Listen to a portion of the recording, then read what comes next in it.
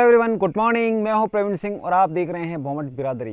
Guys, सुबह का वक्त है और मकर संक्रांति का जो पर्व है वो न केवल हमारे भारत में अभी तो पूरे विश्व के अंदर बड़े धूमधाम से मनाया जा रहा है। हमारे पड़ोसी राज्य गुजरात के अहमदाबाद शहर के अंदर पतंग महोत्सव 2025 का भी आयोजन किया गया है। वहाँ काफ़ी दूर दराज से, काफ़ी देश विदेश से बहुत सारे लोग वहाँ पर आए हैं और पतंग महोत्सव को पूरी तरह से एंजॉय कर रहे हैं। वहाँ पर बड़ी बड़ी पतंगें बनाई गई हैं, लोग आसमान में बड़ी बड़ी पतंगों को उड़ा रहे हैं और वहाँ एक बहुत बड़ा फेयर भी लगा है, उसका भी लोग आनंद ले रहे हैं। तो मैं भी गाइस आज स्कूल का हाफ डे होने के कारण, हाफ डे तो क्या है, हमारा तो फुल डे है, लेकिन जो बच्चों का है वो हाफ डे है, तो मैं भी स्कूल जाने के लिए रेडी हो चुका हूँ। एक बार कुछ भोजन वगैरह करते हैं, जो मम्मी ने गुड़ और तिल की जो मिठाई बनाई है उसको टेस्ट करते हैं और इसके बाद अपन चलते हैं स्कूल की तरफ। तो बने रहिएगा व्लॉग के अंदर।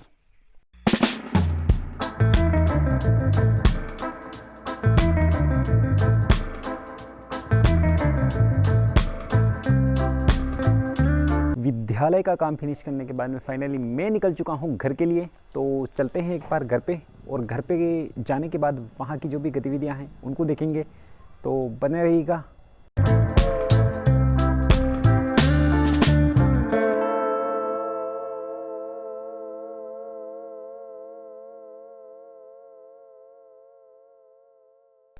विद्यालय से निकलने के बाद में फाइनली मैं आ चुका हूँ घर पे, और घर पे आने के बाद में चलते हैं गांव की ओर। गांव मतलब बस स्टैंड की ओर, क्योंकि आज मकर संक्रांति का त्यौहार है और वहाँ पर कुछ न कुछ एक्टिविटी ज़रूर हो रही होगी, तो आपको उस एक्टिविटी से रूबरू कराऊंगा। तो बने रहिएगा व्लॉग के अंदर। मैं चलता हूँ बस स्टैंड। गाइस, जैसा कि आप देख पा रहे हैं, खेरवाड़ा तहसील के कानपुर गांव में ये मकर संक्रांति के ऊपर यहाँ एक ट्रेडिशनल गेम का आयोजन किया जाता है, जिसको स्थानीय भाषा में तो क्या नाम देते हैं मुझे नहीं मालूम, लेकिन ये गेम है जो यहाँ पर दो पक्षों के बीच में गेम खेला जा रहा है।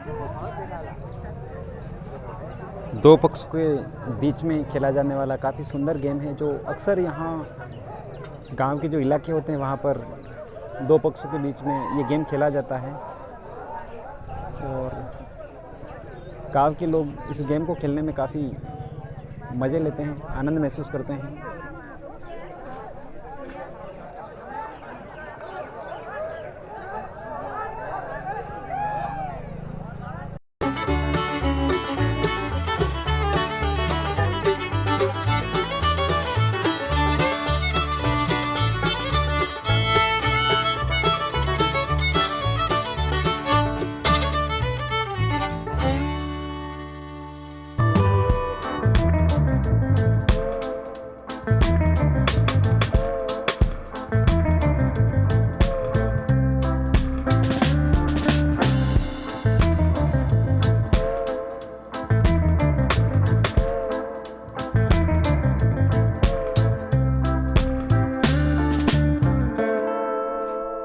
मेरे गांव से थोड़ी ही दूरी पर एक नदी प्रवाहित होती है, जिसके बारे में आप काफ़ी अच्छी तरह से जानते हैं, आप उससे भलीभांति परिचित हैं। फिर भी मैं थोड़ी चीज़ें आपको बता देता हूं। जैसे मैं खड़ा हूं फिलहाल सोम नदी के ब्रिज के ऊपर, और इसके ऊपर मेरी बाइक भी खड़ी है, और ये इधर का जो आप देख रहे हैं सोम नदी का बहाव क्षेत्र है। ये जो सोम नदी है वो इधर ऊपर की तरफ से प्रवाहित होती है, इधर से इसका पानी आता है और इधर से होते हुए फिर इस ब्रिज के नीचे से होके और फिर इधर आगे की तरफ प्रवाहित होता है। सोम नदी के उद्गम को लेकर हमेशा दो तथ्य मेरे सामने आए हैं, और जैसा कि आप भी जानते हैं, सबसे पहली बात तो ये है कि सोम नदी का उद्गम है वो सोम नामक स्थान से होता है, और वहाँ से निकलने के बाद ये नदी आगे की ओर प्रवाहित करती है, और आगे जाने के बाद ये नदी है जो सोम, माही और जाखम तीनों नदियों का जो संगम होता है, वहाँ पर एक नदी जो सोम नदी है वो भी वहाँ उस संगम में अपना जल उड़ेलती है। दूसरा जो तथ्य निकल के आता है वो है सोम नदी का जो उद्गम है वो बिच्छामेड़ा की पहाड़ी से होता है, और वहाँ से निकलने के बाद में ये जो सोम नदी है वो त्रिवेणी संगम में समाहित होती है। तो गाइज अपनी अपनी जगह दोनों चीज़ें सही हैं, दोनों बातें सत्य हैं। और भी आगे अपन इस नदी के अगर विस्तार क्षेत्र की बात करते हैं तो प्रारंभ में इस नदी का जो विस्तार है वो काफ़ी कम है, लेकिन जैसे जैसे ये नदी आगे बढ़ती जाती है, आगे बढ़ने के साथ ही इस नदी का जो विस्तार है वो बढ़ता जाता है। क्योंकि शुरुआती फेज़ में इस नदी में ज़रूर पानी थोड़ा कम है, लेकिन जैसे जैसे नदी आगे बढ़ती है इसके अंदर छोटे मोटे नदी नाले हैं वो मिलते हैं, और मिलने के बाद में ये नदी है वो अपना विकराल रूप धारण करती है। आगे अपन बात करते हैं, इस नदी के किनारे बहुत सारे छोटे मोटे गांव और शहर, कस्बे, ये तमाम चीज़ें बसी हुई हैं।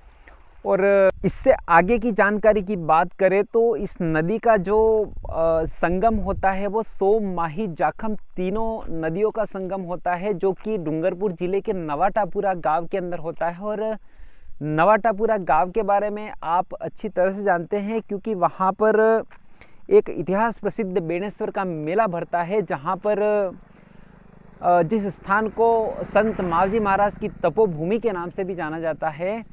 और वहाँ पर माघ पूर्णिमा को जो मेला भरता है वहाँ पर बहुत सारे लोग हैं जो वहाँ जाने के बाद डुबकी भी लगाते हैं, और एक तरह से वो काफ़ी पवित्र स्थान माना जाता है। और बहुत सारे लोग हैं जो अपने पूर्वज हैं उनकी अस्थि विसर्जन का काम भी वहाँ पर लोग करते हैं। तो ये है सोम नदी के बारे में जो बेसिक जानकारी। और इसके अलावा बहुत सारे तथ्य और भी हैं, लेकिन उतना कुछ अवेलेबल नहीं होता है इस सोम नदी के बारे में, क्योंकि छोटे मोटे बांध भी इस नदी पर बने हुए हैं। और कुछ बांध के बारे में तो मैंने पहले एक वीडियो डाली थी, और उस वीडियो के अंदर मैंने बताया है कि सोम नदी पर एक बांध बना हुआ है जो मेरे गांव से करीब थोड़ी ही दूरी पर स्थित है।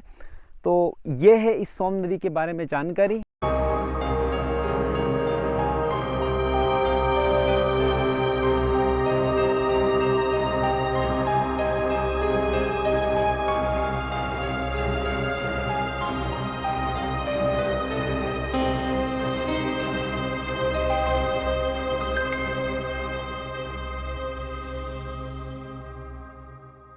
कुल मिला के आज का दिन काफ़ी अच्छा रहा, क्योंकि मकर संक्रांति होने के कारण गाँवों में जो भी छोटे मोटे खेल होते हैं उसमें से एक खेल जैसा कि मैंने आपको दिखाया। और इसके साथ ही अपन ने सोम नदी के बारे में जो भी बात की, उसका उद्गम कहाँ से होता है, उसके अंदर उसके ऊपर जो भी बांध बने हुए हैं, और इसका जो संगम है वो कहाँ पर होता है, वहाँ पर कब मेला भरता है, और इन तमाम चीज़ों के बारे में बात की। तो गाइज़ ये जो मेरा चैनल है भोमट बिरादरी, इस चैनल पर इसी प्रकार के इंटरेस्टिंग वीडियो आते रहेंगे। नई नई जो भी अपने इलाके से संबंधित जानकारियां हैं वो आपको अवेलेबल कराता रहूँगा। तो मेरे चैनल को ज़्यादा से ज़्यादा लाइक करें, शेयर करें और सब्सक्राइब ज़रूर करें। और इसी प्रकार के इंटरेस्टिंग व्लॉग के साथ मिलते हैं अपन। तब तक के लिए बाय और जय हिंद दोस्तों।